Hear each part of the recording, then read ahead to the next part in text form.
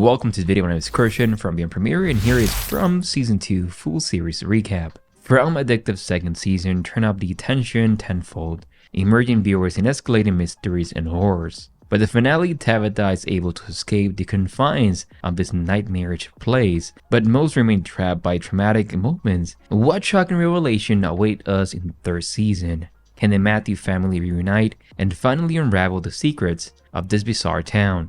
For those who need a refresher, From takes place in a small town that feels trapped in the past, with no way of contacting or escaping to the outside world. The main characters, as we know, Matthew's family, Boyd and Donna, and all have their own theories and visions connected to the town's dark history and supernatural forces. In Season 2, the shows dig deeper into the central mystery, bringing in new characters as well as more to the horror. Let's break down the main events. So early in the season, Tabitha discovers a network of underground tunnels with Victor that seem to span the entire town. This maze almost seemed designed intentionally with strange objects and subterranean rooms. But the biggest shock is that this is where the monsters hide out and sleep during the daytime.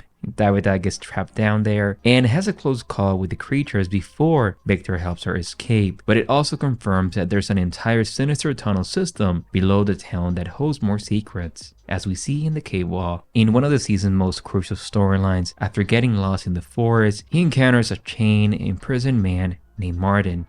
This emaciated figure reverses an infection or a curse, which he passes to Boyd, resulting in worms crawling under his skin. It's not pleasant to look at, but Boyd soon realizes his contained blood can actually kill the monsters. He proves this by slaying one that is close to the clinic. Unfortunately, the infected blood is not a permanent solution. It's a one-time deal. He killed could provide answers, but as we know, it didn't. Season 2 also introduced a crucial new group of characters, a busload of newcomers to the town including Elgin, Randall, and Marielle, and more. Right away, there is something special about Elgin. He experienced visions and premonitions about the town, including the starving nightmare. We soon discover what it is in episode 10. To not continue driving, the other passengers dismiss Elgin's rambling at first, and Donna has to convince them that the monsters are real and take shelter before it's too late. Elgin clearly has a deeper connection or a sense about the town's true nature, and this is only in the first few episodes, and he becomes an important piece of the puzzle in the final episodes. Jim spends much of Season 2 becoming obsessed with a new theory, that the town and all its supernatural creatures and that the residents are the lab rats being watched and studied. It sounds crazy, but it makes a twisted sort of sense. After briefly making radio contact with the outside world, Jim believed whoever answered his call know precise details about what's happening in the town. He also teams up with the newcomer Randall, and their past experiments mean to test the town. Is there any truth to this theory, or this is just a foreshadow of something in the future, or just Jim has lost his mind? We soon discover that it's just a theory, but it's not actually what's going on. Throughout the season, we also see Tabitha and Jade both start experiencing bizarre visions and sights, including ghostly children, ominous symbols, and characters from the town's past. Jade is able to match one of the figures to an old photograph showing a young Victor and Christopher. Tabitha's visions lead her to the drawings by Victor's sister, seemingly depicting a lighthouse and children. It's obvious that these visions are tied to the history of Fromville and hold clues about the nature of the evil affecting the town.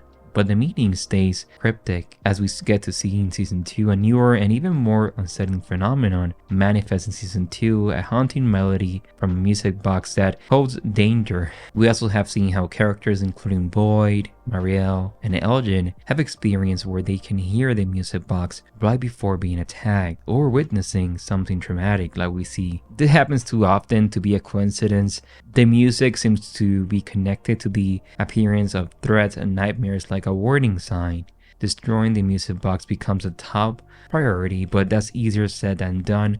Boyd doesn't even know he needed to destroy the music box until the last episode. By bit throughout the season, we uncover more of Victor's tragic history, which seems key to understanding the deeper mysteries of the town. In revealing flashbacks, we learn that Victor actually had a sister named Eloise when he first found himself trapped in From as a child. On one fateful night, their mother instructed Victor to hide while she went out to help the children in the lighthouse. Tragically, it appears that Eloise did not follow this and leading her to the brutal death That night, along with many others, Victor remains haunted by his inability to protect his younger sister. Throughout the season, we also discovered how Jade eventually confirmed suspicions that a former resident named Christopher was responsible for committing some act of mass murder that essentially wiped out most of the original townspeople in one savage night of terror. Uncovering exactly what happened on that night is something that Jade discovers this season. But the theory is that we may see Victor's sister in season 3, so that's a possibility. Let's see what happens with that. Now, in the final episode, Tabitha decides she has to investigate the lighthouse she kept seeing. Victor reveals the bottle tree in the woods will transport her there. Inside the lighthouse, Tabitha climbs to the top, where the boy in white awaits. He offers an apology before pushing her out the window. Tabitha wakes up in a hospital outside the town, maybe hooked up to machines with her family nowhere in sight. It seems the lighthouse is a gateway out of Fromville, but Tabitha, taking the leap of faith, has separated her from her loved ones. Now, while Tabitha is outside, we see how Jade finally gets the courage to search the underground tunnel himself. Inside the caves, he witnessed the ghostly children laying on rocks and chanting the word. And QE, they point towards the ceiling, where Jade sees a mysterious symbol carved from the roots above. The links between the symbol, the children, and the tunnels are part of the town's dark rituals and history, but the meaning behind it all remains locked away. When Boyd finds Julie, Randall, and Mariel in this dream world or sort, he realizes that by destroying the music box is the only way to save them. He destroys the music box, freeing them from the trance. However, his dead wife, Abby, soon appears, warning Boyd that this hope is misguided. By destroying the music box, he has only delayed the inevitable suffering.